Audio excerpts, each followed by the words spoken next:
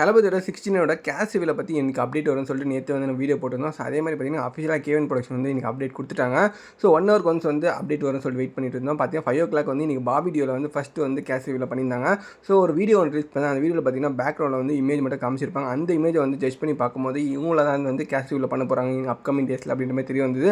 அதில் ஃபஸ்ட்டு பார்த்தீங்கன்னா மமிதா பைஜு இருக்க மாதிரி, செகண்டாக பார்த்தீங்கன்னா பூஜா ஆக்டே கன்ஃபார்ம் ஆகிட்டாங்க அஃபிஷியலாக. ஸோ மமிதா பைஜு வந்து ஒரு சிஸ்டர் கேரக்டருக்கு நிறைய சான்ஸ் இருக்குது. அண்ட் 3வது பாபி டியோவில் இருக்காரு. 4வது பார்த்தீங்கன்னா பிரியாமணி, அப்புறம் 5வது பிரகாஷ் ராஜ். இப்போதைக்கு இவங்க தான் வந்து கன்ஃபார்ம் ஆகிருக்க மாதிரி வந்து அந்த இமேஜ் பேக்ரவுண்டில் தெரியுது.